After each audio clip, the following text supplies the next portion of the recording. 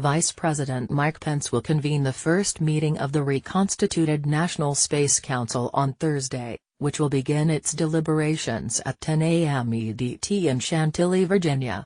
Titled Leading the Next Frontier, the event will allow key leaders of the civil, commercial, and military space communities to discuss the key issues facing their sectors. The overall aim of the Council is to ensure that all three of these sectors work together to advance the nation's interests in space. Pence's office has not yet published a roster of speakers, but ours understands that there will be 3 panels during the meeting.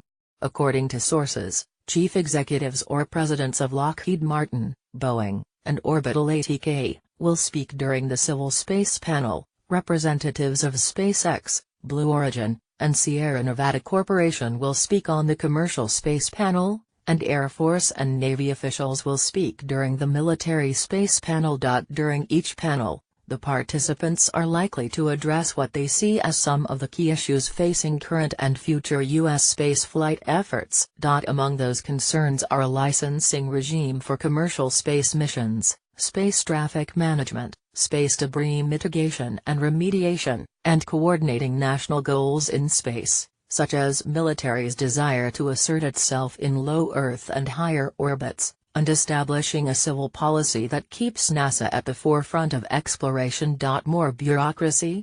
The Space Council could play a key role in cross-cutting across these agencies, or it could simply add another layer of bureaucracy, experts said. I have been an advocate of the Space Council, Joan Johnson-Fries, a professor of national security affairs at the U.S. Naval War College, told DARS. But I have lately come to feel that a Space Council will add another layer of bureaucracy between leadership and those supposedly in charge of agencies such as NASA and NOAA, and yet have little or not enough authority to actually impact the military or intelligence policies or architectures. According to Johnson-Fries, in order for the Space Council to really be effective, some key players would have to give up some of their hard-fought-for power over space policy, and, perhaps more importantly, acquisition. It is difficult to see that happen unless Pence, who under the Trump administration is the critical decision-maker on space policy, bestows that authority on the Space Council. That seems like it could happen. By several accounts, Pence and his advisors have taken the Space Council initiative seriously, and talked extensively with stakeholders. Pence has already visited NASA's 3 key human spaceflight centers in Florida, Alabama, and Texas. He also has visited military space facilities. I'm optimistic, said Derek Stallmer, president of the Commercial Spaceflight Federation. The VP's staff has been incredibly engaging.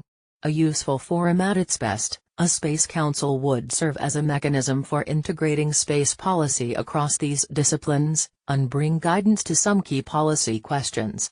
For example, now that SpaceX and Blue Origin are demonstrating the potential of low-cost, reusable spaceflight, how much should the military and civil space efforts invest in and adopt these ideas?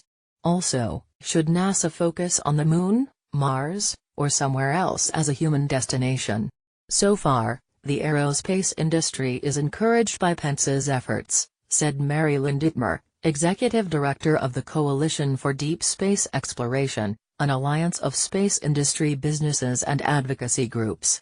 During Thursday's meeting, she's hoping to see signals of concrete intent and policy guidance, although she acknowledges that the initial gathering is likely to be mostly an information gathering session for the participants. However, in the near term, Dittmer said the Council can really help the country by developing policy that advances the U.S. space enterprise in several ways. For example, she said, the Space Council should support government programs in civil space exploration, space science, planetary protection, and Earth observation, support development of private capabilities that reduce risk and cost where appropriate, and develop a sound policy for space security that encourages collaboration in the peaceful use of space, and establishes a code of conduct across the entire domain, akin to maritime rules.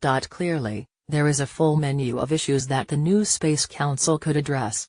Everyone in the aerospace industry will be watching closely. The event will be webcast, for any signs of what the new council will focus on, whether they're serious about it, and the policy directions they choose.